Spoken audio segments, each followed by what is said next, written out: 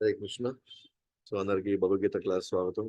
మనం 11వ అధ్యాయం, మనం 52 శ్లోకాల వరకు మనం లాస్ట్ సెక్షన్ లో చూసుకున్నాము. సో ఒకసారి మనం లాస్ట్ సెషన్ యొక్క శ్లోకాస్ రిఫ్రెష్ చేసుకొని మళ్ళీ మనం రివైజ్ చేసుకొని మళ్ళీ మనం ఇవాళ శ్లోకంలోకి వెళ్తాము. సో బేసిక్గా మనకు తెలిసిందే, అర్జునుడు కొంచెం భయపడ్డాడు, ఆందోళన చెందుతున్నాడు. విశ్వరూపాన్ని ఏమాత్రం ఇంకా ఆయన చూడలేకపోతున్నాడు, ఇంకా భరించలేకపోతున్నాడు. ఇప్పుడు ఆయన కృష్ణుని వేడుకున్నాడు. తన యథార్థమైనటువంటి తన యొక్క చతుర్భుజ రూపం తర్వాత ద్విభుజ రూపానికి రమ్మని చెప్పేసి ఆయన ప్రార్థిస్తున్నాడు. సో అది ప్రార్థించిన తర్వాత కృష్ణుడు ఇంకా తన యొక్క యథార్థమైనటువంటి తన రూపానికి రావడానికి ఆయన రావడం మనం చూసామన్నమాట. సో అదే మనం ఒకసారి 50వ శ్లోకం నుంచి ఒకసారి వెళ్తూ మనం ఇవాళ శ్లోకాన్ని మనం డిస్కస్ చేసుకుంటాం.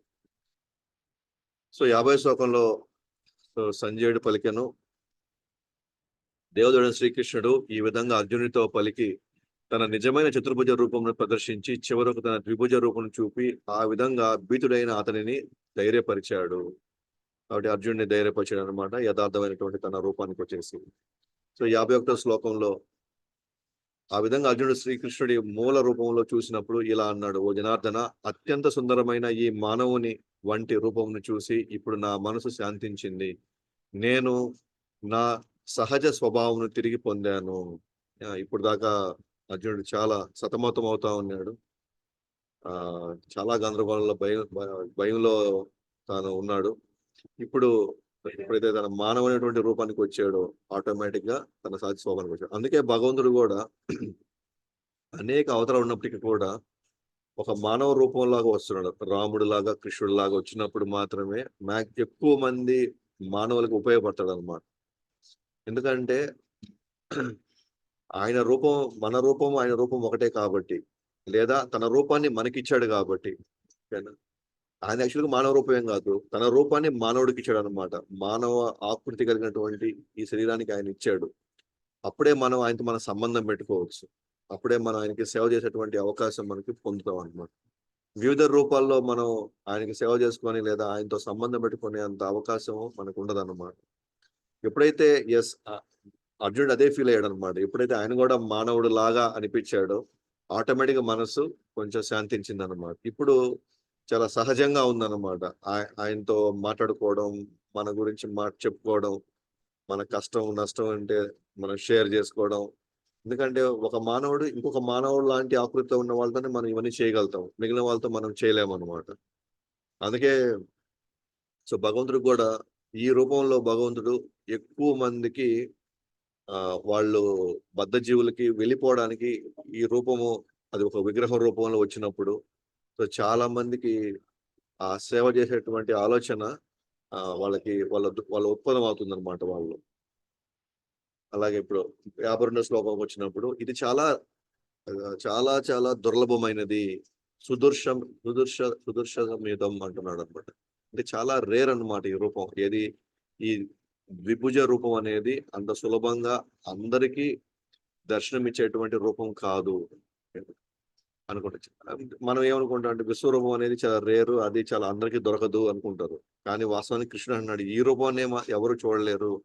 ఈ శ్యామ సుందరి రూపం, దివ్యమైనటువంటి ఆ రూపం అనేది అది పెద్ద పెద్ద తపస్సులు చేసే వాళ్ళకి కానీ, పెద్ద పెద్ద వేదాధ్యాయాలు చేసే వాళ్ళకి కానీ, యజ్ఞాలు చేసే వాళ్ళకి కానీ, దాన ధర్మాలు చేసే వాళ్ళకి కానీ ఈ రూపం అంత సమానంగా దొరకదు అని చెప్పేసి ఆయన చెప్పడం జరుగుతుంది. అది కూడా ఇప్పుడు చూస్తాం మనం. అది ఈరోజు సెక్షన్ లో దాని గురించి చెప్తారు అన్నమాట కృష్ణుడు. బట్ ఇప్పుడు నీవు చూస్తున్న నా ఈ రూపం చూడడానికి దుర్లభమైనది, ఎంతో ప్రియమైనట్టి ఈ రూపమును చూసే అవకాశము దేవతలు కూడా నిత్యము కోరుకుంటారు. దేవతలు నిత్యం కోరుకుంటారు, వాళ్ళకి ఎప్పుడు దొరికేటువంటి దర్శనం కాదనమాట అది. సో ఆ విధంగా మనం 52 శ్లోకాలు చూస్తున్నాం. ఈ రోజు మనం 53 శ్లోకంలోకి వెళ్తున్నాం. నాహం వేదర్ న తపసా నా దానేన న చేజ్జయా సఖ్య ఏవం విదో దృష్టవానసి మామ్యత.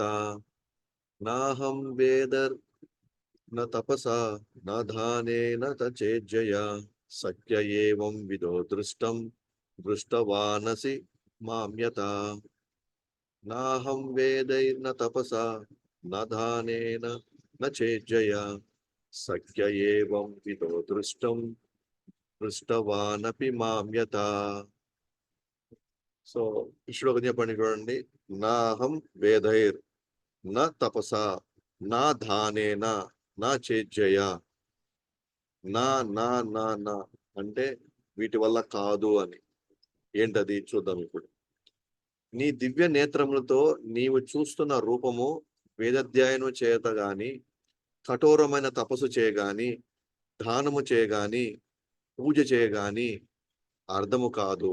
మనిషి నన్ను యథార్థంగా చూడగలగడానికి ఇవి సాధములు కావు. అంటే నువ్వు చూసినటువంటి ఈ రూపం ఏదైతే ఉందో, ఇప్పుడు ఏదైతే నువ్వు చూస్తున్నావు ఈ రూపము కేవలం వేదాధ్యయనం మరకే చదివిన వాళ్ళకి ఇది సాధ్యపడదు. వాళ్ళకి ఈ దర్శనం దొరకదు వాళ్ళకి. అలాగే కఠోరమైన తపస్సు చేసినా కూడా వాళ్ళకి ఇది దొరికే అవకాశం లేదు, ఈ దర్శనం. అలాగే యథేచ్ఛగా దాన ధర్మాలు చేసిన వాళ్ళకి కూడా ఇది అవకాశం లేదు. అలాగే పూజ చేసే వాళ్ళకు కూడా ఇది అవకాశం లేదంటాడు. ఈ అసలు సాధనలే కావంటున్నాడు. వీటి ద్వారా నేను అసలు ఎప్పుడు నేను పొందబడే వ్యక్తిని కాదు అంటున్నాడు. మరి ఏంటనేది చూద్దాం. దేని వల్ల అతను లొంగుతాడు కృష్ణుడు, ఏం చేయడం వల్ల ఆయన మనకి దర్శనం ఇస్తాడు అనేది చూద్దాం అన్నమాట. భాష్యం. కృష్ణుడు దేవకి వసుదేవుల నుండి అవతరించినప్పుడు మొదట చతుర్భుజ తరువాత ద్విభుజ రూపంలో దర్శనమిస్తారు. సో నాస్తికవాదులు, భక్తి లేని వారికి ఈ విషయములు అర్థం కావు. ఏంటది? అసలు భగవంతుడు రూపం రావడం ఏంటి, నాలుగు చేతులు ఏంటి, 2 చేతులు ఏంటి, 4 చేతులు 2 చేతులు అవ్వడం ఏంటి, ఇది నాస్తికవాదులకి వాళ్ళ లాజిక్ కి అర్థం కాదన్నమాట. వాళ్ళు దాన్ని అర్థం చేసుకోవాలనుకున్న ప్రయత్నించినా కూడా అది ఎప్పటికీ వాళ్ళకి అర్థం కాదన్నమాట. ఎందుకనంటే ఇందాక మేము 9వ అధ్యాయంలో మేము మాట్లాడుకున్నాం అనమాట. ఫస్ట్ ఆఫ్ ఆల్ అసూయ ఉండకూడదు. భగవంతుడు అంటే అసలు అసూయ ఉండకూడదు. 2, ఎంతో కొంత శ్రద్ధ ఉండాలి. కొద్దిగా నమ్మకం ఉండాలి. మెయిన్ అసూయ, ఆ శ్రద్ధ లేకపోవడం వల్ల భగవంతుడి యొక్క ఈ తత్వాన్ని వాళ్ళు ఎప్పటికీ అర్థం కాదనమాట. అర్థం చేసుకోలేరు వాళ్ళు. బహుశా వాళ్ళు భౌతికంగా వాళ్ళు పెద్ద పెద్ద చదువులు చదువుకొని ఉండొచ్చు, లేదా గొప్ప గొప్ప క్వాలిఫికేషన్ కూడా వాళ్ళకి ఉండొచ్చు వాళ్ళకి. కానీ ఈ విషయాలు అర్థం చేసుకోవాలంటే కృష్ణుడు అంటున్నాడు, శ్రద్ధ ఉండాలి, 2 అసూయ లేకుండా ఉండాలి. సో వాళ్ళకు మాత్రమే భక్తిలో ఉన్నటువంటి ఈ రహస్యాలు వాళ్ళకి అర్థమవుతాయి. కేవలం వేదాధ్యాయం వల్ల మాత్రమే ఈ కృష్ణత్వం అర్థం కాదు. బ్రహ్మకే 4 తలలు ఉన్న బ్రహ్మ ఆయనే 3 సార్లు తిరగేయాల్సి వచ్చిందన్నమాట. వేదాల్లో అంతిమంగా మనం కృష్ణుడే మూలమని తెలుసుకోవడానికి. కాబట్టి కేవలం మనకున్నటువంటి ఈ బద్ధ స్థితిలో వేదాలు చదివినంత మాత్రాన మనకి కృష్ణుడి దగ్గరికి వెళ్తాం, కృష్ణ అభ్యాసం వెళ్తాం అనే దానికి అవకాశం లేదు. కాబట్టి మరి ఏంటి అర్హత ఏంటి అని అంటే, శుద్ధ భక్తుల ప్రేమపూర్వక సేవ ద్వారా మాత్రమే అర్థం చేసుకోగలము. సో ప్రేమపూర్వక సేవతోనే, అది మాత్రమే సాధన అన్నమాట ఇక్కడ.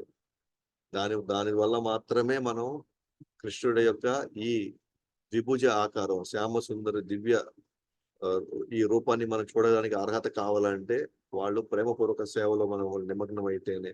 నిత్యం నిరంతరం అనన్య భక్తి అంటారు కదా, శుద్ధ భక్తి అంటే కృష్ణుడు తప్ప, కృష్ణుడు కాకుండా ఇంకేమీ లేదన్నమాట. వాళ్ళ జీవితంలో ఇంకెవరు లేరు, ఇంకేమీ వాళ్ళు తలుచుకోలేరు. వాళ్ళ జీవితాలు మొత్తం ఆధారపడిపోయినాయి అన్నమాట. మనం చూసాం మహాత్మనస్తు మాం పార్థ దైవీం ప్రకృతి ఆశ్రిత. సో దైవ ప్రకృతిని వాళ్ళు ఆశ్రయిస్తారు, అంటే భగవంతుని వాళ్ళు ఆశ్రయిస్తారు. భగవంతుడు తప్ప వాళ్ళకి ఇంక వేరే అవకాశం లేదన్నమాట. వాళ్ళకి వేరే ఎవరు గుర్తు కూడా రారన్నమాట వాళ్ళు. ఇప్పుడు 54 మరి దేని వల్ల వాళ్ళు భగవంతుడు నాకు అందుతాడు, మనకి దేని వల్ల మనకు లభిస్తాడు, దానికి 54 శ్లోకం చెప్తారు అన్నమాట.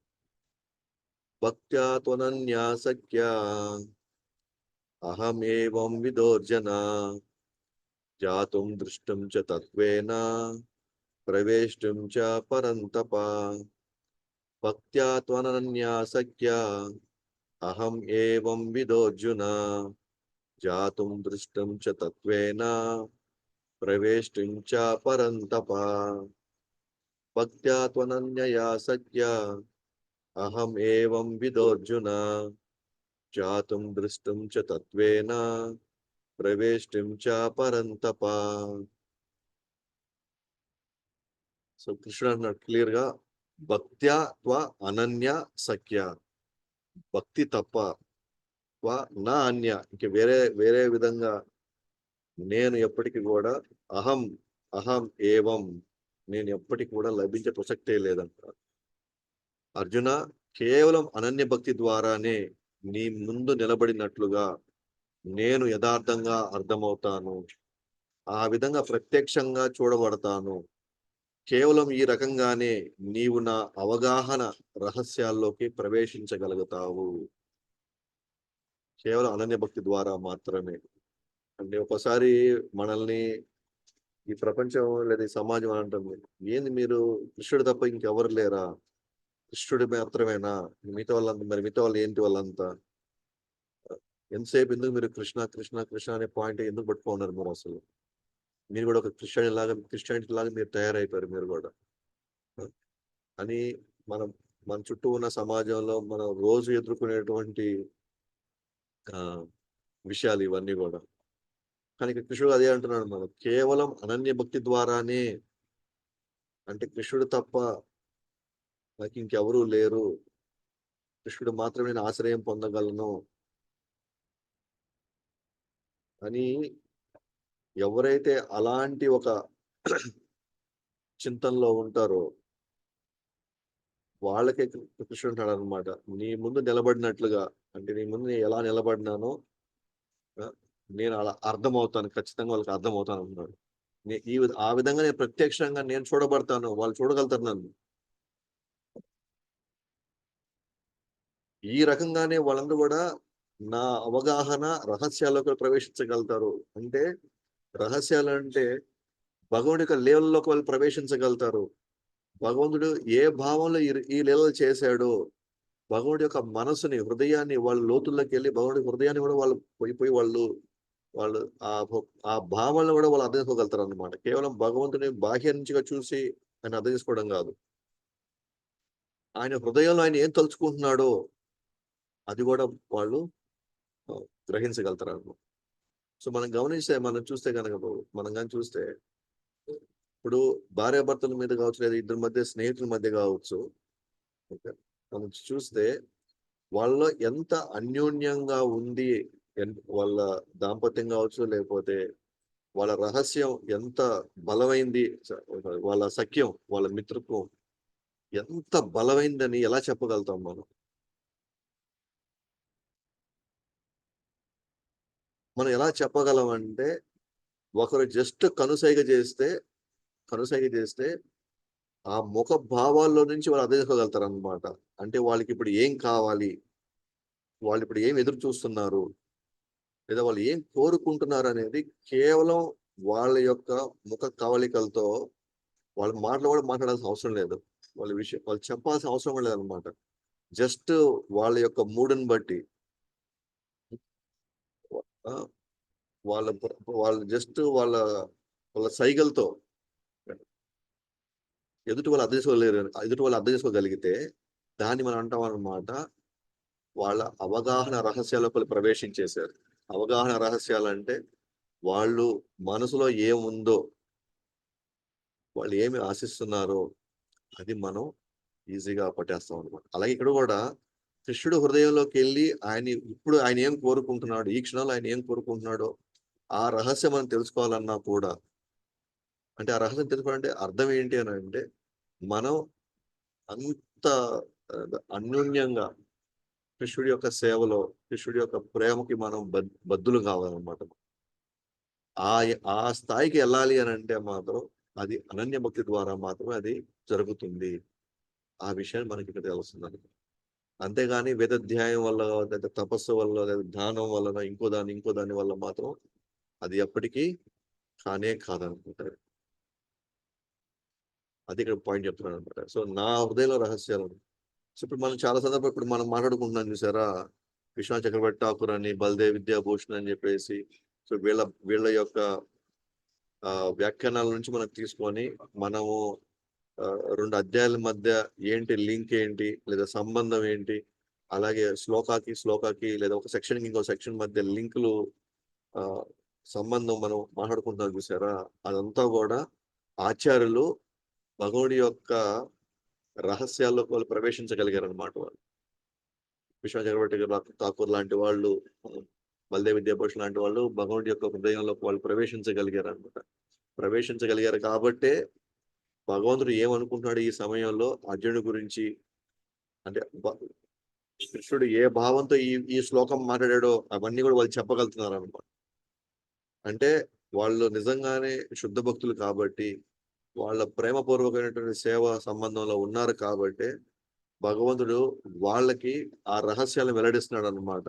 ఆ ఈ ఈ శాస్త్రాలను అర్థం చేసుకోవడంలో. వాటి భాషల్లోకి వెళ్తే శుద్ధ భక్తుడికి మాత్రమే ఆయన అద్భుత రూపం చూసే అర్హత ఉంటుంది అని భగవంతుడు స్పష్టం చేస్తున్నాడు.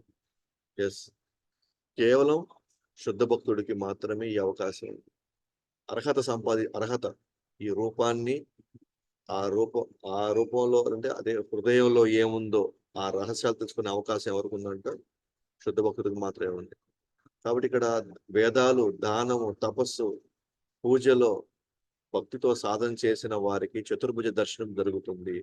బహుశా వేదాలు, దానము, తపస్సు, పూజ చేసే వాళ్ళకి మాక్సిమం వాళ్ళు ఒకవేళ చతుర్భుజ ఆకారం దాకా రావచ్చేమో, అక్కడ దాకా వాళ్ళకి దర్శనం జరగచ్చేమో కానీ ద్విభుజ రూపం మాత్రం, మానవాకారం అనే ఆ రూపం మాత్రం అసలు జరిగేదానికి అవకాశం లేదంటున్నాడు. అంటే ప్రధాన భూత భక్తి చేసే వాళ్ళకి వాళ్ళు చతుర్భుజ దర్శనానికి వాళ్ళు అర్హులవుతారేమో కానీ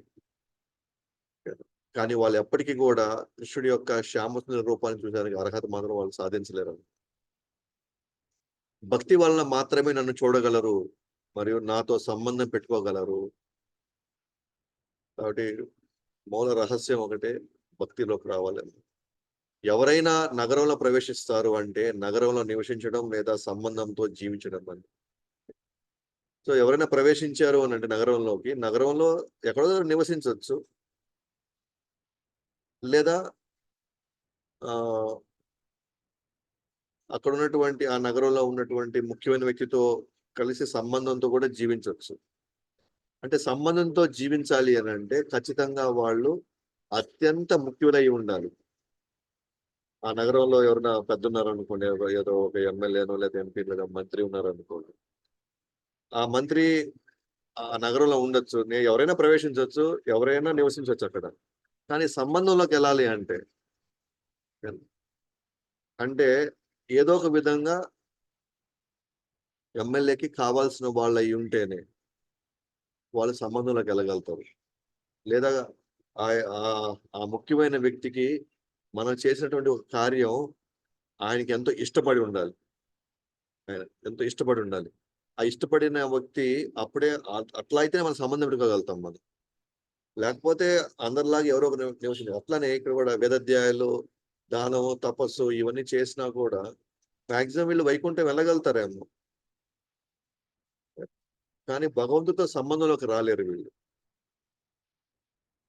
అట్లా ఇప్పుడు కూడా చెప్పి చూడండి, ఆ చతుర్భుజ దర్శనం కూడా కావాలంటే కూడా మరి వేదాల్లో ఏం చదవాలి వాళ్ళు, దానం ఎటువంటి దానం చేయాలి, ఎటువంటి తపస్సు చేయాలి, ఎటువంటి పూజ చేయాలి అనేది కూడా ఇప్పుడు మనం చెప్తాడు అన్నమాట. సో వేదాలు, దానము, తపస్సు, పూజలో భక్తితో సాధన అంటే ఏంటి అని అంటే ఆ వేదాలు కూడా ఏం చదవాలి అంటే వాస్తవాన్ని చెప్పాలంటే గోపాల తపని ఉపనిషత్తు చెప్తుంది అనమాట. ఏం చేయాలి వేదాలలో చదవడం అంటే ఏంటి, ఆ వేదాలు చదవడం అంటే ఏంటి అని. అంటే ఆ వేదాలు కూడా ఎటువైపు వెళ్ళాలి, అది కృష్ణుడిని గుర్తించేలాగా వెళ్ళగలగాలి. అటువంటి సెక్షన్ చదవాలన్నమాట వేదాల్లో. ఆ వేదాల అతి ముఖ్యమైనటువంటి ఉపనిషత్తు వచ్చి గోపాల తపని ఉపనిషత్తు. ఇలాంటి చదవాలన్నమాట. ఎందుకంటే భగవంతుడు మనకు డైరెక్ట్ గా సంబంధాన్ని ఇచ్చేటువంటి, భగవంతుని డైరెక్ట్ తో మనం ఆయనకి సేవ చేసుకునే అవగాహనలోకి వెళ్ళడానికి కావాల్సినటువంటి విషయాలు అనేటువంటి అట్లాంటి పుస్తకాలు వేదాల్లో భాగమైనటువంటి అలాంటి పుస్తకాలు మనం చదవాలన్నమాట. అప్పుడే ఆయనతో మనకి సంబంధం పెట్టడానికి అవకాశం ఉంటుంది. సో వేదాల్లో ఇదేం చెప్తుంది, గోపాల తపని ఉపనిషత్తు. సో ఇలాంటి పుస్తకాలు చదవాలన్నమాట అక్కడ. అలాగే దానం అంటే ఎటువంటి దానం చేయాలి అంటే భగవంతుడి సేవకు లేదా భక్తులకు బహుమతులు ఇవ్వడానికి అలాంటి దానం చేయాలన్నమాట. దానం అంటే ఇక్కడ మళ్ళీ వచ్చేసి ఓట్లో పోయే వాళ్ళకి, వచ్చే వాళ్ళకి అంతా డబ్బులు ఇవ్వడం లేదా ఆహారం పెట్టడం, అది పుణ్యం కిందకి వెళ్తుంది అంతే. కానీ భగవంతుడి సేవకి అలాగే భక్తులకి లేదా బహుమతులకి వాళ్ళ అలాంటి దానం చేస్తే మాక్సిమం మనం చతుర్భుజ ఆకారానికి వెళ్ళవచ్చు మనం. అలాగే తపస్సులు అంటే ఏంటి? భగవంతుడి యొక్క ఆవిర్భవించిన రోజులు, ఏకాదశులు, ఉపవాసం ఉండడం, అలాంటి తపస్సు చేస్తే మనం భగవంతుడి దగ్గరికి వెళ్ళొచ్చు. అలాగే గురు భక్తి కృష్ణ భక్తితో సమానంగా ఎవరైతే గురువుని పూజించడం, గురువుని గౌరవించడం, వాళ్ళు ఎలా గౌరవించాలి? కృష్ణుడితో సమానంగా గౌరవించగలిగితే వాళ్ళకి అవకాశం ఉంటుంది అన్నమాట. శ్వేతర ఉపనిషత్తు 6వ అధ్యాయం 23వ శ్లోకం చెప్పండి. యస్యాదేవే పరాభక్తి అంటే ఎవరైతే గురువుని కృష్ణుడితో సమానంగా గౌరవిస్తారు అట్లా. అలాగే పూజ అంటే కృష్ణుడి విగ్రహానికి ఆరాధన చేయాలి, అలాంటి పూజ. సో అలాంటి పూజ ఏం చేస్తుంది? మనకి చతుర్భుజ ఆకారం దగ్గరికి తీసుకెళ్ళగలుగుతుంది. అలాగే ఇక్కడ తూ అనే పదం వచ్చిందనమాట, ఇక్కడ అక్షరం వచ్చింది. అంటే ఇప్పటి వరకు చర్చించిన రూపంకి భిన్నంగా మరొక రూపము. ఎందుకంటే ఇప్పటి వరకు చర్చించి ఏ రూపాన్ని చర్చించాం? ఇప్పటి వరకు విశ్వరూపాన్ని చర్చించాము. దానికి భిన్నమైన రూపం ఇంకోటి మనకు దొరుకుతుంది. ఇప్పుడు ఏంటది? చతుర్భుజ రూపం మనకు దొరుకుతుంది. ఇప్పటి వరకు చర్చించిన రూపానికి భిన్నంగా మరొక రూపాన్ని. సో ఇంతకుముందు రూపం మనం చర్చించుకుంది ఏంటి? అది 51 శ్లోకాల్లో విశ్వరూపం చర్చించుకున్నాము. 52 నుంచి 54లో చతుర్భుజం కొనసాగింపు జరిగింది. ఓకే. అలాగే 48 మరియు 53 ఈ రూపాలు ఒకటే అన్నట్లయితే, అంటే 51కి ముందు చెప్పిన రూపము, 52 తర్వాత చెప్పే రూపం, ఈ రెండు ఒక రూపాలు కాదు, ఈ రెండు వేరు రూపాలు. ఎందుకంటే కృష్ణుడు చేసి నా ఈ రూపం అంటే అది మన విశ్వరూపం కింద తీసుకోకూడదు. దాన్ని నా ఈ రూపం అంటే చతుర్భుజమైనా తీసుకోవచ్చు, లేదా ద్విభుజ రూపమైనా తీసుకోవచ్చు. ఎందుకంటే కన్ఫ్యూజ్ అయిపోతుంది. నా ఈ రూపం అంటే కొంతమంది అంటే భగవంతుడి యొక్క విశ్వరూపం చూడడం చాలా రేర్ ఏమో, దానికి మనం భక్తితో మనం ఆయనకి సేవించాలేమో, ప్రేమపూర్వక సేవ చేయాలేమో. సో ఆయన చెప్పేదంతా కూడా అయితే చతుర్భుజ రూపము లేదా శుద్ధ భక్తి చేస్తే ద్విభుజ రూపం వస్తుంది. కానీ ఈ రెండింటితో సంబంధం లేకుండా కేవలం వాళ్ళు ఏదో వేదాధ్యయనమో లేకపోతే ఇంకోటి చేశారనుకోండి, మాక్సిమం వాళ్ళకి విశ్వరూపం చూసడానికి అవకాశం ఉందేమో వాళ్ళకి. దానికి కూడా వాళ్ళు భక్తి చేయాలి కొంతవరకు, అది చేయాలన్నా కూడా. కానీ చతుర్భుజ ద్విభుజ రూపాలు చూడాలంటే మాత్రం ఖచ్చితంగా వాళ్ళు అనన్య భక్తి చేయాల్సిందే వాళ్ళు.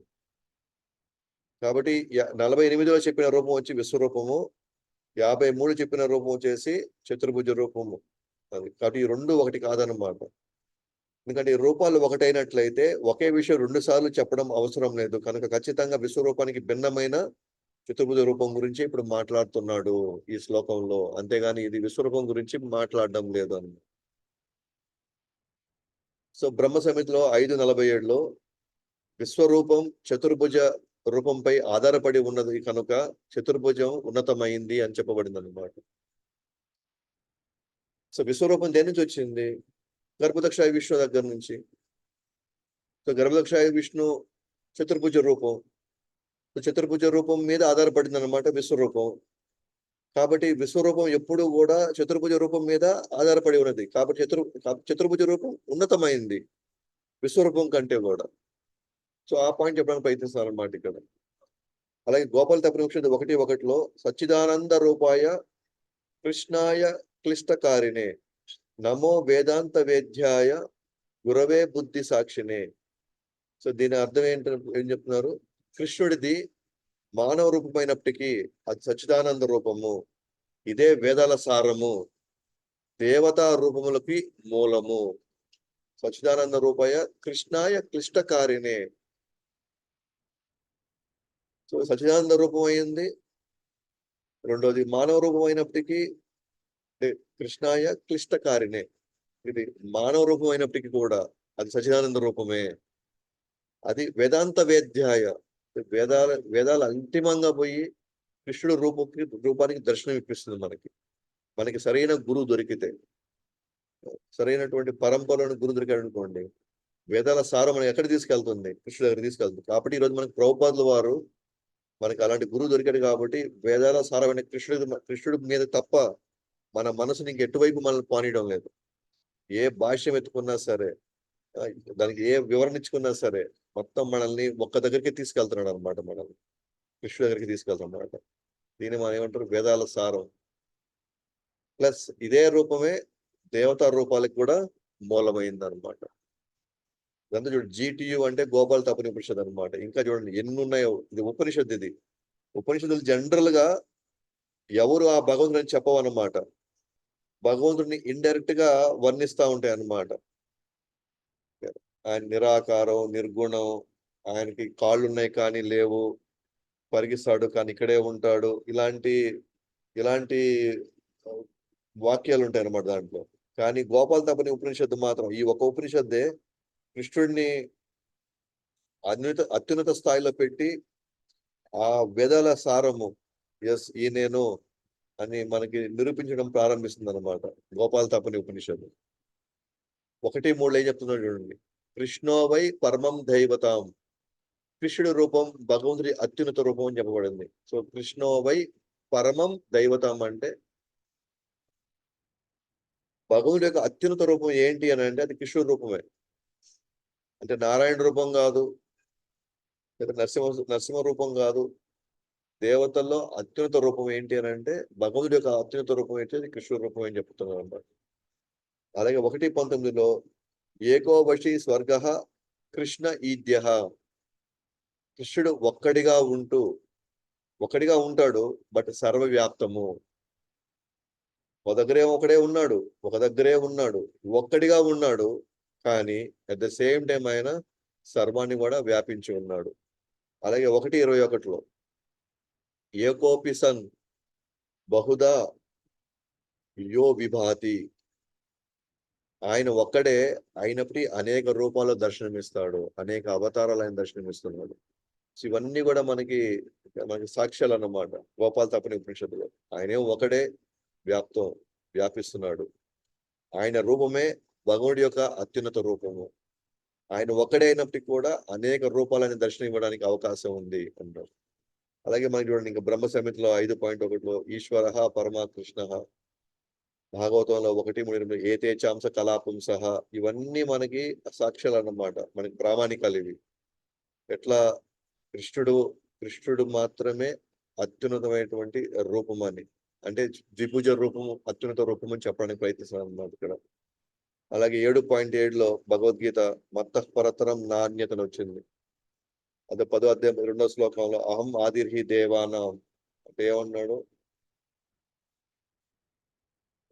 దేవతలకి మిగతా మునులకి ఋషులకి అంతా కూడా వాళ్ళందరి గురించి నాకు తెలుసు, కానీ వాళ్ళందరికీ ఆదిని నేనే, కానీ నా గురించి ఎవరికి తెలియదు అంటున్నాడు అన్నమాట. మళ్ళీ 10:12 పరబ్రహ్మ పరంధామ పవిత్రం పరమం భవాం. అర్జునుడు స్వయంగా ప్రకటించాడు అనమాట. అలాగే విష్ణు పురాణంలో 4:11-2 యదువంశంలో అవతరించిన పరబ్రహ్మ గురించి ఎవరు శ్రవణం చేసినా ముక్తికి అర్హుడవుతాడు. సో యదువంశంలో అవతరించిన పరబ్రహ్మ ఎవరు? కృష్ణుడు అన్నమాట. యదువంశంలో ఆయన గురించి ఎవరు శ్రవణం చేసినా కూడా ముక్తుడు అవుతాడంట. ఇది విష్ణు పురాణంలో. విశ్వరూపం చూడడానికి అర్జునుడు నేత్రాలను మార్చడం అంటే, తర్వాత 4 చతుర్భుజ ద్విభుజ రూపంను కంటే గొప్పదని చెప్పడం కాదు. అలాగే సాధారణ వ్యక్తులకు భౌతిక కళ్ళు సరిపోవు, భగవంతుడి యొక్క అనుగ్రహం అవసరం.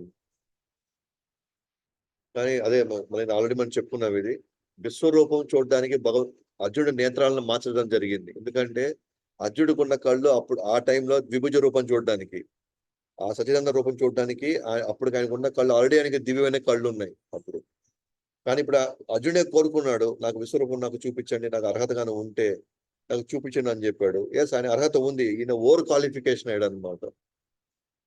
ఆయనకి ద్విభుజ రూపం చూడడానికే ఆయనకి క్వాలిఫికేషన్ ఉంది, దానికంటే తక్కువ క్వాలిఫికేషన్ సరిపోతుంది దీన్ని విశ్వరూపం చూడడానికి. కానీ ఈ కళ్ళు ఏదైతే ప్రేమతో నిండిన కళ్ళు ఏవైతే ఉన్నాయో, అది ఎవరిని చూడడానికి, ఆ శ్యామచంద్ర ప్రేమపూర్వకమైన ఆ రూపం చూడడానికి ఈ కళ్ళు ఫ్రీక్వెన్సీ సరిపోతాయి అన్నమాట. కానీ విశ్వరూపం చూడడానికి ఇది ఓవర్ క్వాలిఫికేషన్ అయిపోయినాయి ఈ కళ్ళు. కాబట్టి అందుకని ఆయన ఇంకొక కళ్ళు ఇచ్చాడు అనమాట. దాన్ని మనం ఏమనొచ్చంటే ఒక ప్రత్యేకమైన కళ్ళు, లేదంటే దేవతలకు ఉండేటువంటి కళ్ళు అనమాట అవి. ఆ కళ్ళు ఇచ్చాడు. దేనికి ఇది? ఇది కూడా భగవంతుడికి అనుగ్రహం వల్ల వచ్చిందనమాట. దీంతో వాళ్ళు ఏం చేయగలిగారు?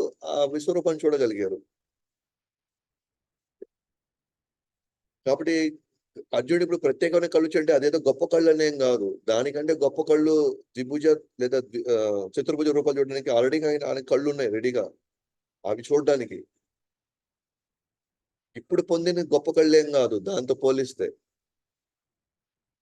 కాబట్టి ఇప్పుడు విషయం చెప్పడానికి ప్రయత్నించడం ఏంటి అంటే ఇక్కడ విశ్వరూపం ఆధారపడి ఉంది. చతుర్భుజ, ద్విభుజ రూపాలపై విశ్వరూపం ఆధారపడింది కానీ ఆ విశ్వరూపం ఏమి గొప్ప రూపం కాదు. ఇదేదైతే అత్యున్నతమైన రూపం ఏం కాదని చెప్పడానికి ప్రయత్నిస్తున్నాను అనమాట ఇక్కడ.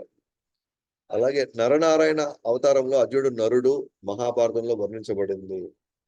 సో ఆల్రెడీ అర్జునుడు తన ఒక శుద్ధ భక్తుడు కాబట్టి ఆయన ఆ ద్విభుజ ఆకారాన్ని చూడడానికి అవకాశం అనేది దొరికింది అనమాట. అలాగే జనరల్ శనీష భక్తులు కర్మయోగంతో వచ్చిన జ్ఞానంతో విశ్వరూపం చూడవచ్చు కానీ ఎప్పటికీ కృష్ణుడి ద్విభుజ రూపం చూడలేరు.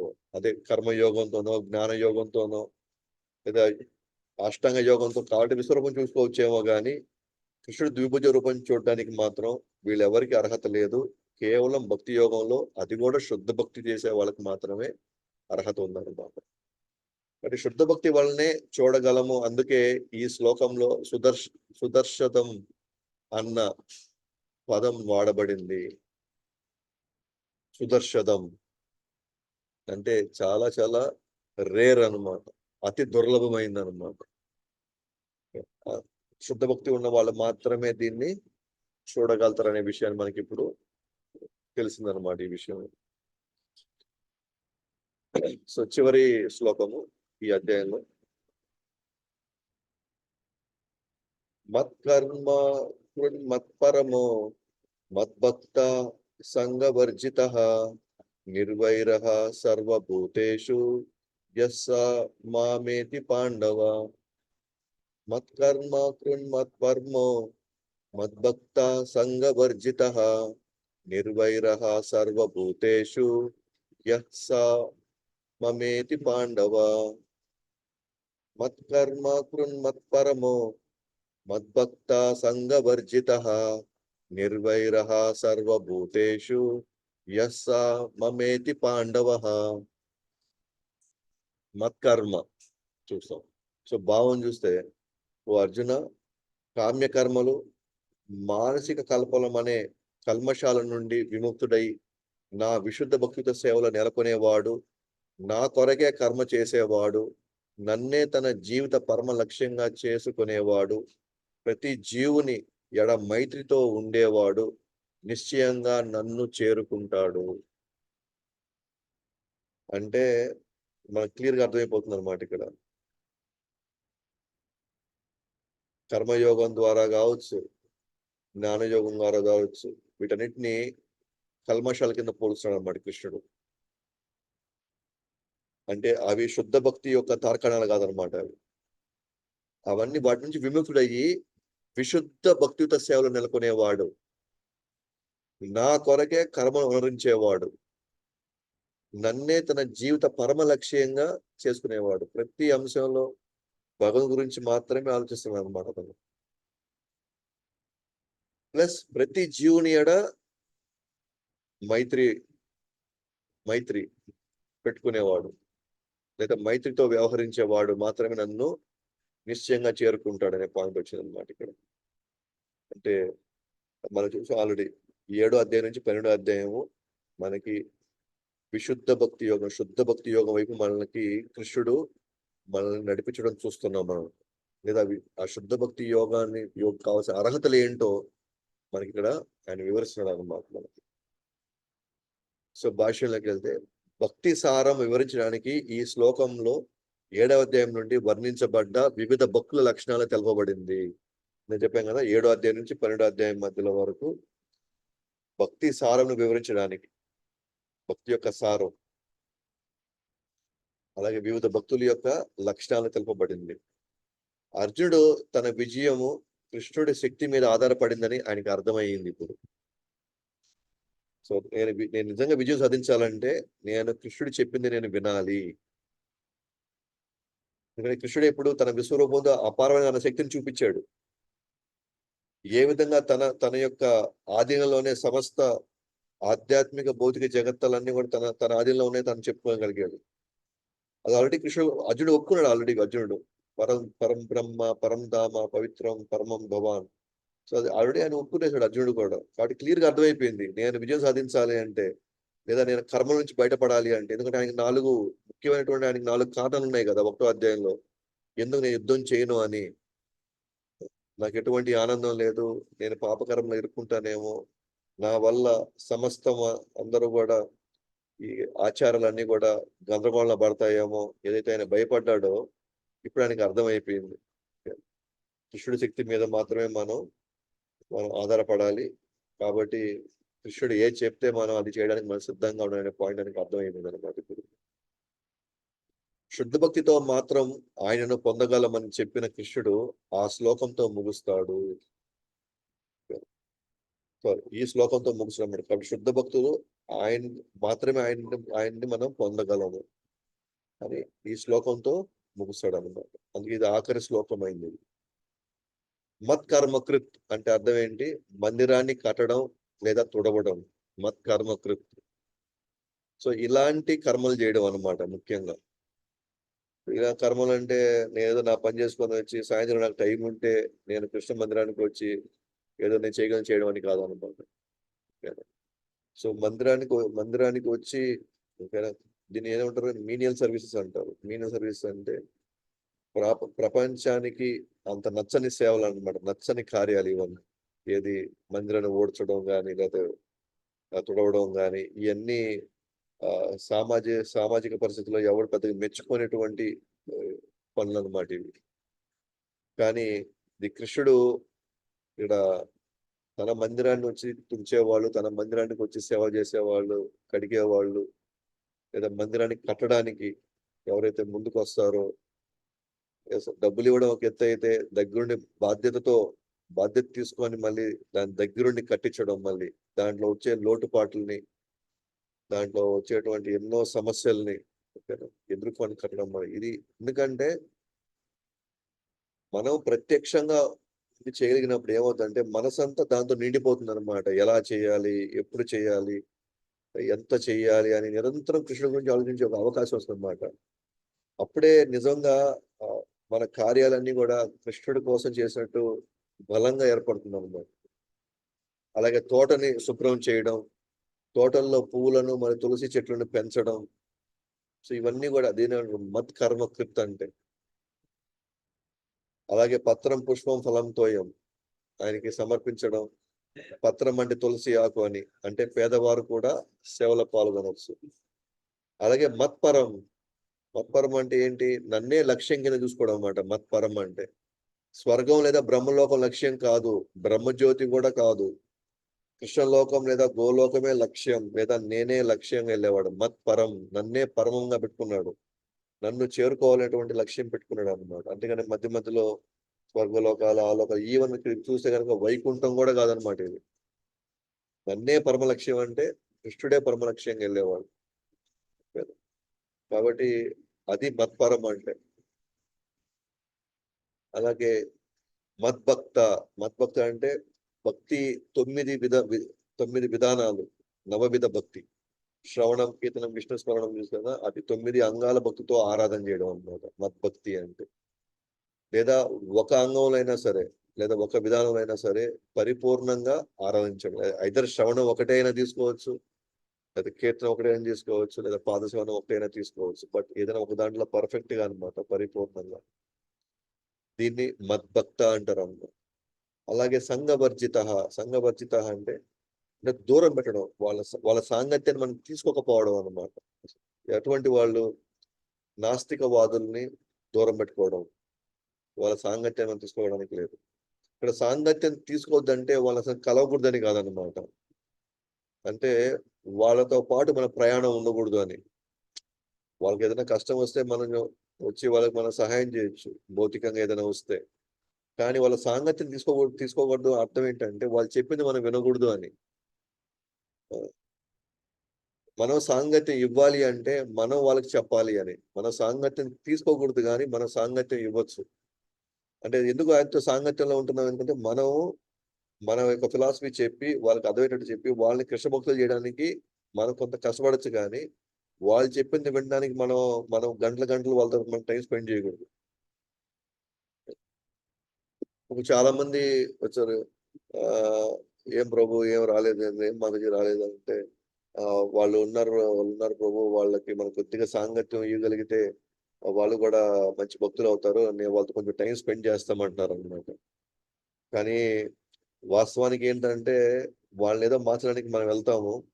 కానీ మన దగ్గరే పవర్ఫుల్ సిద్ధాంతం లేనప్పుడు లేదా మన దగ్గర ఒక ఒక ఒక సు- ఒక ప- పవర్ దాన్నేమంటారు సాధన లేనప్పుడు, అంటే తీవ్రమైన సాధన లేనప్పుడు మనం ఎట్లా పోయి మన సాంగత్యం ఇస్తాం, అసలు మన సాంగత్యం తీసుకుంటాం అనమాట వాళ్ళ దగ్గర నుంచి. ఎప్పుడైతే మనం వాళ్ళ దగ్గర నుంచి మన సాంగత్యం తీసుకుంటామో ఆటోమేటిక్ గా మనం భక్తిలోంచి వెళ్ళిపోతాం పక్కకి.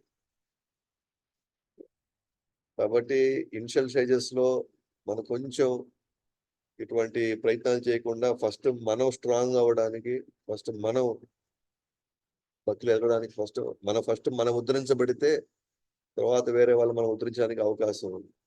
మనమే సరిగ్గా ఇంకా కోమల శ్రద్ధ ఉంది మనకి ఇంకా ఇంకా మనమే అంతంత మాత్రంగా ఉన్నాం.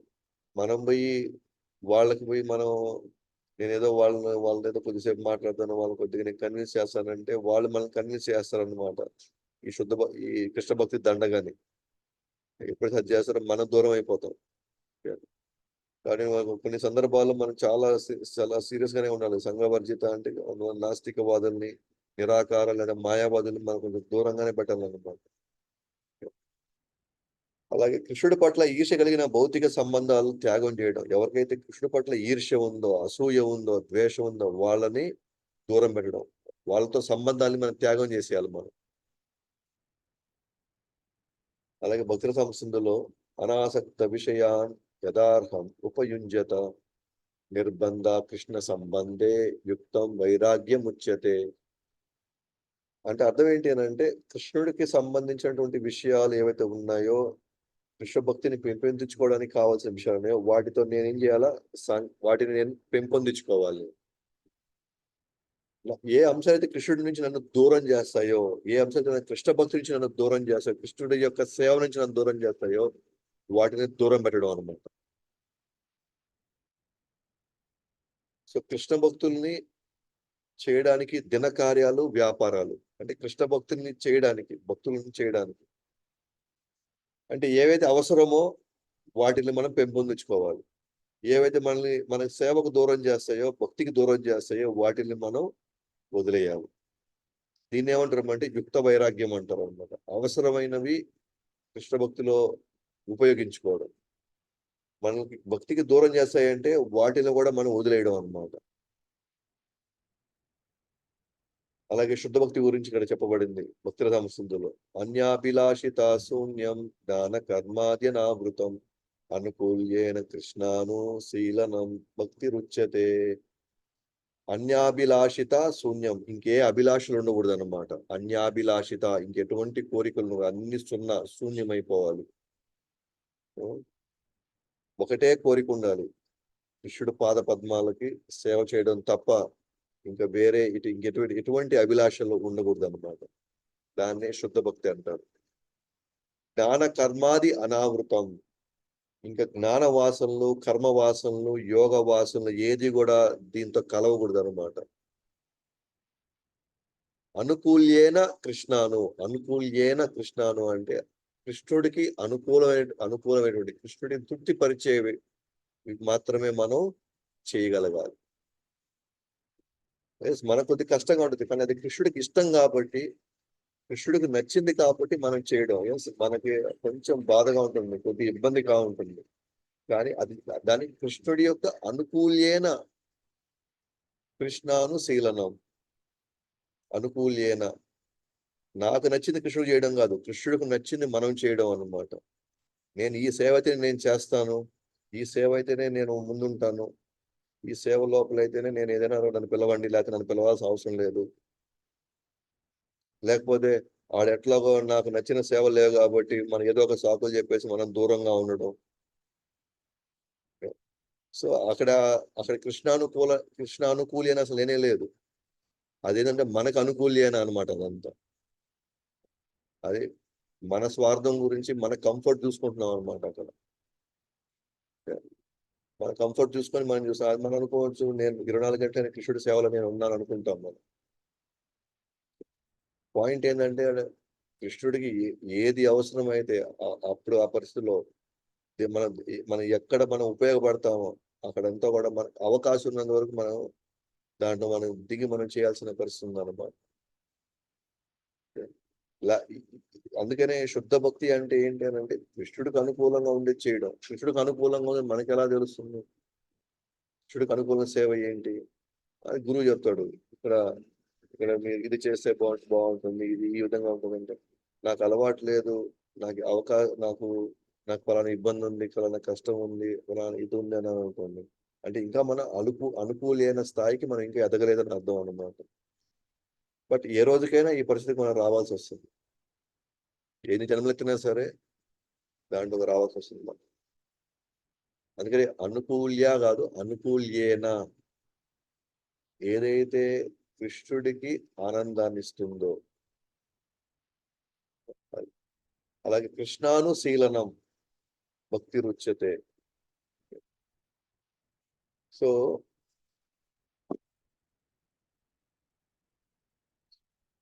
కృష్ణానుశీలనం, సో కృష్ణుడిని అనుసరిస్తూ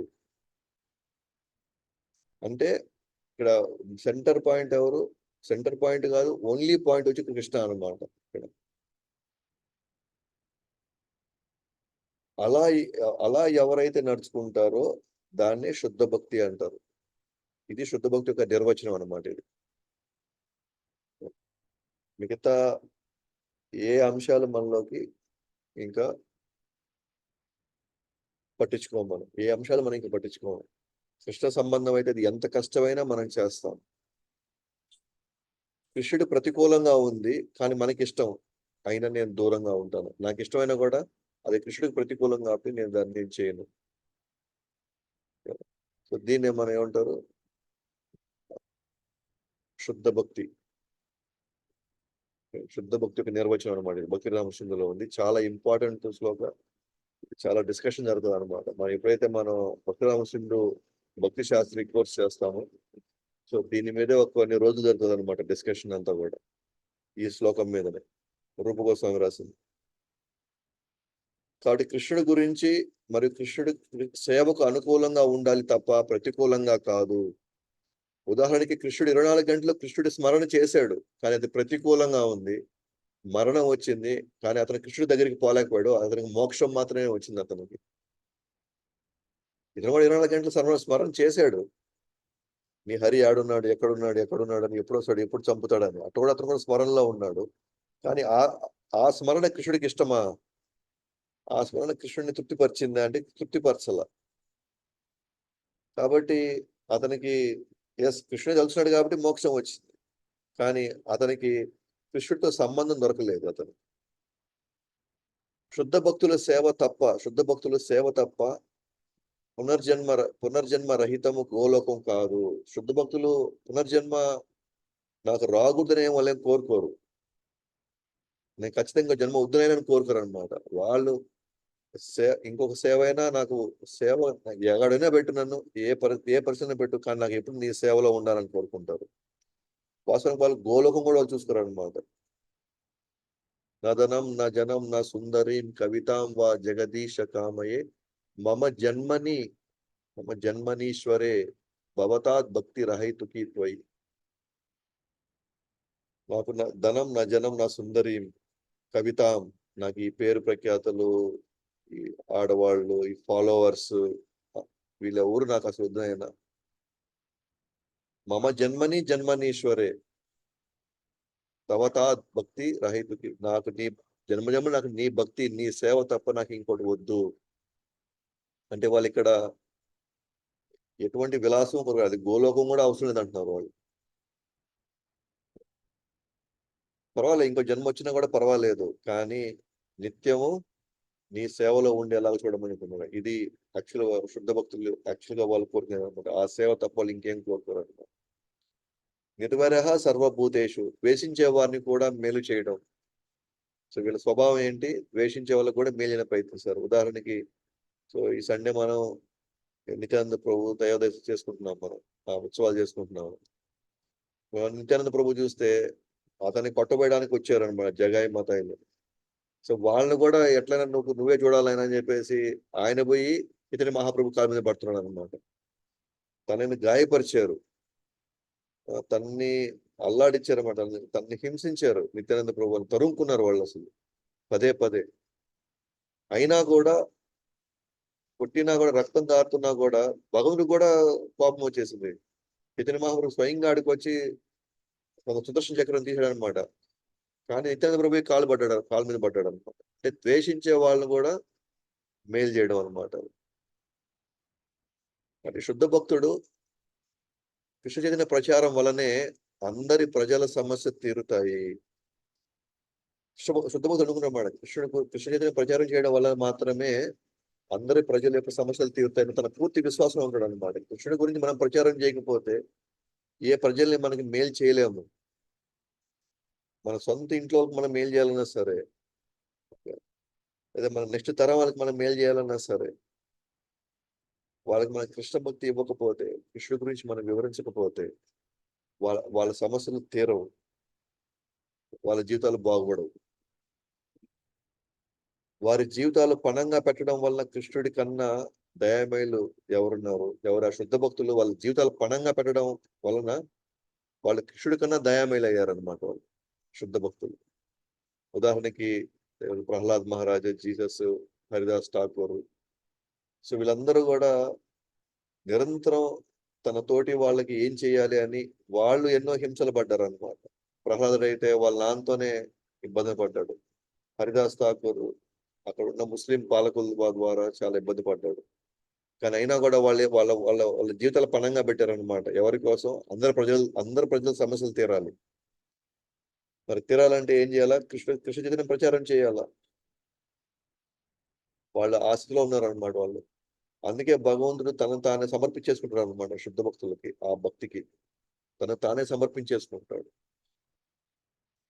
అందుకే 11వ అధ్యాయంలో కృష్ణుడి రూపం పూర్ణము, అన్ని అవతారాలకు మూలము.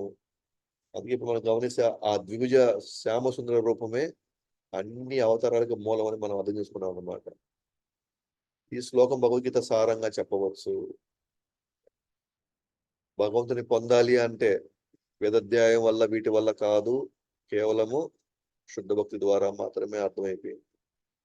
ఆ శుద్ధ భక్తులు మాత్రమే అర్హత సాధించారన్నమాట ఆయన యొక్క ఈ శ్యామసుందర రూపం చూడడానికి. కాబట్టి భగవద్గీత బద్ధజీవుల ఆధ్యాత్మిక ఉనికి, భగవత్ సాంగత్యానికి పునరుద్ధరణ, భగవద్ రాజ్యం నేర్పడం.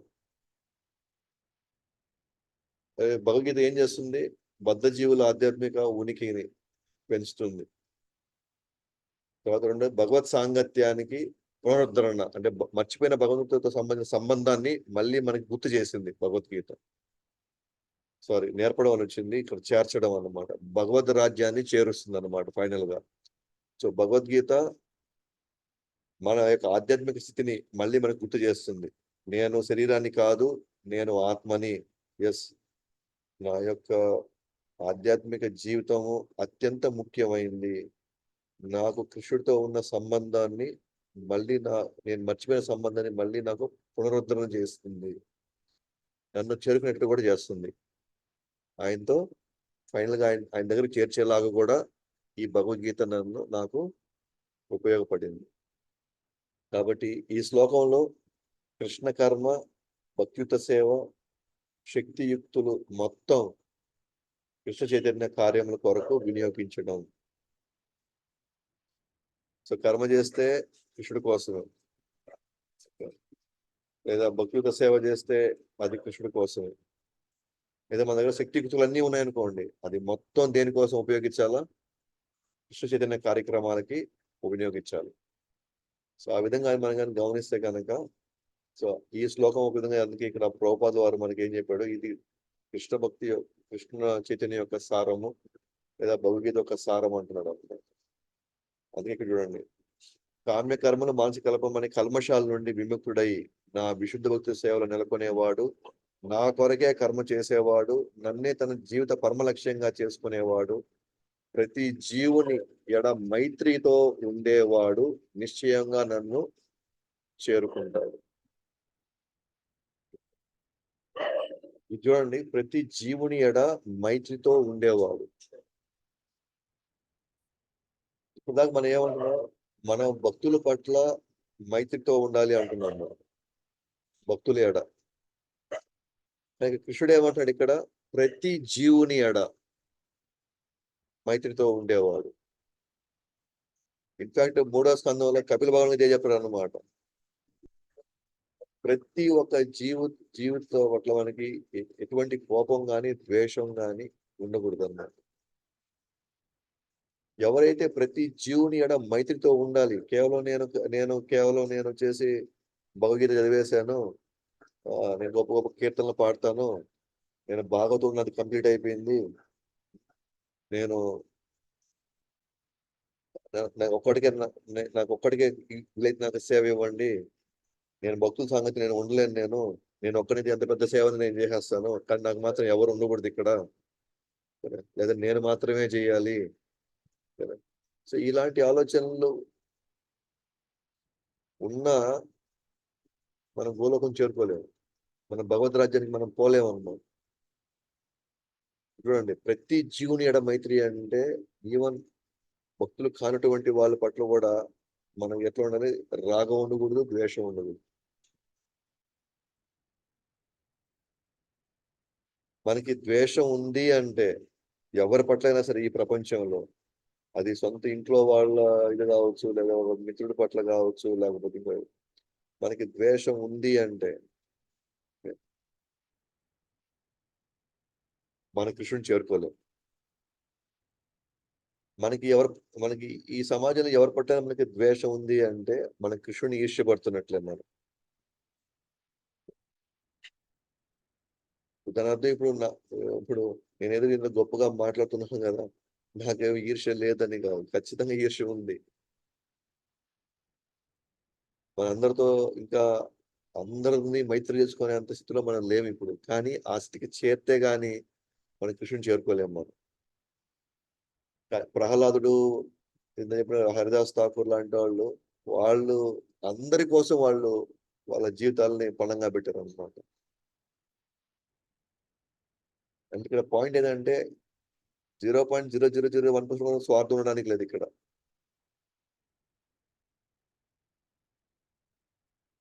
అవకాశమే లేదు అక్కడ. ఆ స్వార్థానికి సూక్ష్మ శాతంలో కూడా అవకాశం ఉండకూడదు. అంటే చూడండి, అంటే మన దృక్పథం ఎంత దూరం వెళ్ళాలో, మనం ఎంత దాకా వెళ్ళాలో. ఈ 3 బానే ఉన్నాయి. ఇది శుద్ధ భక్తి సేవలో నెలకొనేవాడు, నా కొరకే కర్మలు చేసేవాడు, నన్ను జీవిత పరిరక్షణ చేసే, ఈడదాకా బానే ఉంది. కానీ నెక్స్ట్ పెట్టాడు అనమాట, కిటుకు కృష్ణుడి వచ్చే ప్రతి జీవుని ఎడ మైత్రితో ఉండేవాడు. ఇవాళ మనం ఒకసారి మన జీవితంగా తిరిగి చూసుకుంటే మనకి ఎంతమంది అంటే పడదు అసలు, ఎంతమందిని మనం దూరంగా పెట్టాము, ఎంతమందితో అసలు మనం మాట్లాడడం లేదు, ఎంతమందిని మనం అసలు పట్టించుకోవడం లేదు, లేదా ఎంతమంది మనకి ఇంకా చిన్న చూపు ఉంది. మరి ఇవన్నీ ఎన్ని మనకి వీటి నుంచి వీటికి అతీతంగా మనం పోవాలంటే ఎంత సమయం పడుతుంది ఇంకా. కానీ ఇది ఎంత సమయం పట్టొచ్చు, కానీ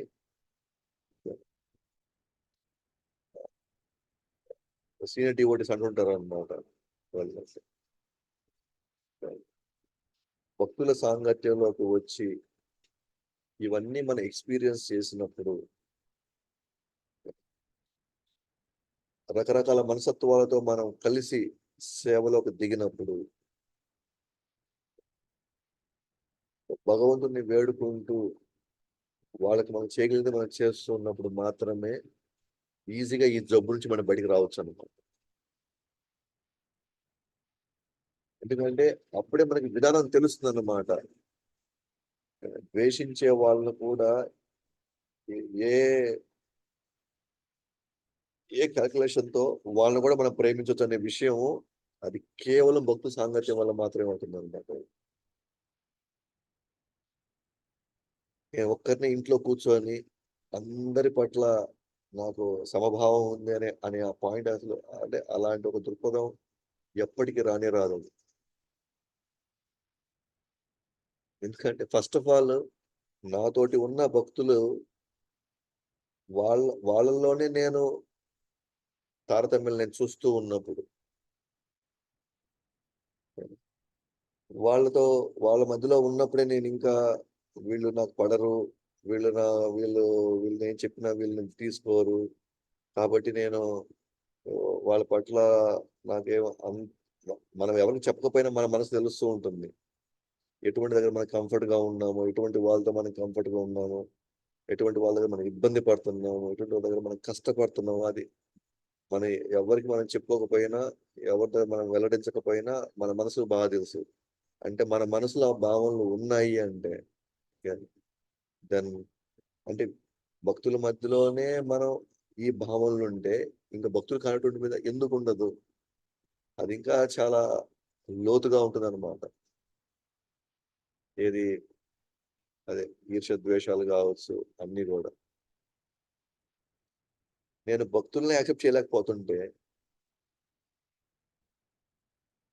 అంటే భక్తుల మధ్యలోనే నాకు ఊపిరి ఆడడం లేదంటే ఉండడానికి ఒక గంట సేపు గాని, 2 గంటల సేపు గాని, ఎస్పెషల్‌గా ఆదివారం క్లాసులు, ఎస్పెషల్‌గా పండగలు. మనం ఆహ్, ఇది ఒక ఒక కారణంగా ఉంటే మాత్రం చాలా ప్రయాణం ఉందయితే ఇంకా మనకి. చాలా సుదీర్ఘ ప్రయాణం ఉంది. ఎందుకంటే ఆహ్, శారీరకంగా మనం ఏదైనా చేయగలుగుతాం బాగా సేవలు. మానసికంగా గూడా కొన్ని దృఢంగా మనం కొన్ని సేవలు మనం చేయొచ్చు.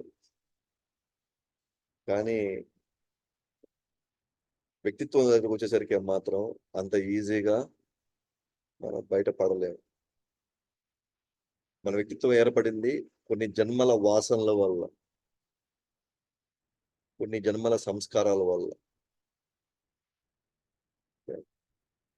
సో, నేను కవర్ చేయొచ్చేమో వేరే వేరే అంశాలతో. కానీ అందరి పట్ల మైత్రి రావడం అనేది అది ఎప్పటికైనా సరే భక్తుల సాంగత్యంలో నేను ప్రాక్టీస్ చేస్తే తప్ప, భక్తుల సాంగత్యంలో మనం భగవంతుని వేడుకొని మన గురించి గూడా మీరు గూడా నా గురించి మీరు వేడుకోండి అని మన మనతో పాటు ఉండే భక్తులు కావచ్చు, మనకంటే పైనున్న ఉన్నత భక్తుల్ని మనం కోరుకోవడం వల్ల, నిజంగా మనం వాళ్ళతో కలిసి మనం ప్రయాణించడం వల్ల మాత్రమే వీటి నుంచి మనం బయటికి రాగలుగుతాం మనం. కపిల భగవానుడు చాలా క్లియర్‌గా అన్నమాట దేవహూతికి చెప్పినప్పుడు, ఈ అంశాలన్నీ వీటి గురించే పర్టిక్యులర్‌గా మాట్లాడతారన్నమాట. ఈ అంశాలే మాట్లాడతాడు. ఎస్పెషల్‌గా చిన్న చూపు చూడడము, ఈర్ష్య ద్వేషాలు రావడము. ఎందుకంటే మనందరం గూడా ఇప్పుడిప్పుడే ఎదిగేవాళ్ళం మనం. ఖచ్చితంగా ఇవే బలంగా మన యొక్క ఎదుగుదలకి ఆటంకాలొస్తున్నాయి. భక్తిలో ముందుకెళ్ళాలంటే ఇయే మన వెనకాల లాగుతున్నాయన్నమాట తీసుకొనొచ్చి మనల్ని. సో, కాబట్టి మనకి అది కష్టమే. అంత ఈజీ కాదు. కానీ మార్గం గూడా ఇదే మార్గం ఉంది. ఇంక వేరే మార్గం అయితే లేదింక మనకి. మంచైనా, చెడైనా, కష్టమైనా, నష్టమైనా కొట్లాడాల్సితే కొట్టుకోవడానికి కొట్టుకుంటాం. కానీ అది భక్తుల సాంగత్యంలోనే ఉండాలది. చాలా విషయాలు ఆహ్, ఇది ఆధ్యాత్మికంగా ఏవైతే మనకు కొన్ని బలహీనతలుంటాయో, అయి మనం ఎదగాలి అంటే మాత్రం అది భక్తుల సాంగత్యంలోకి రావాల్సింది. లేకపోతే ఇయన్నీ మనం థియరిటికల్‌గా మాట్లాడుకొని గొప్ప గొప్పగా మనం ఎంత మన ఎక్స్‌ప్లనేషన్ ఇచ్చినా సరే, దాంట్లోకి రావాల్సింది. సైకిల్ తొక్కడం నేను చెప్పడం చాలా ఈజీ కదా. ఏముంది, పైకి ఎక్కేయడం, పెడల్లో దొక్కేయడం, రైట్ లెఫ్ట్ ఎట్లా చూసేయడం, అంతే అన్న. కానీ ఎక్కినప్పుడు తెలుస్తుంది అనమాట యాక్చువల్గా ఏం జరుగుతుందని, నిజంగా ఎంత సమయం పడుతుందని. ఎట్లా అయితే సైకిల్ నేర్చుకోవాలంటే సైకిల్లో తొక్కే తీరాలో, వీటన్నిటి నుంచి మనం బయటపడాలి అంటే, శుద్ధ భక్తి సేవలు మనం దిగాలి అని అంటే మాత్రం అది భక్తి సాంగత్యంలో వల్లమే అవుతుంది. అదే మనకి అనుభవం ఇచ్చేది కూడా, అదే మనకి రక్షణ ఇచ్చేది కూడా అదే అంట. లేకపోతే మన వల్ల కాదంట ఎట్టి పరిస్థితి. కాబట్టి ఇక్కడతో ఈరోజు మనం 11వ అధ్యాయం మనం కంప్లీట్ చేయగలిగాము పరిపూర్ణంగా. సో రేపు మనం 11వ అధ్యాయాన్ని ఒకసారి మనం రివైజ్ చేస్తాం మొత్తాన్ని. తర్వాత మనం 12వ అధ్యాయంలోకి వెళ్తున్నాం. సో మీకు ఏమైనా సందేహాలు ఉంటే అడగచ్చు. శ్రీల ప్రభుపాద్ की जय, अनंत कोटि वैष्णव वृंद की जय, भगवत श्रीमद् भगवत गीता की जय, गौर प्रेम।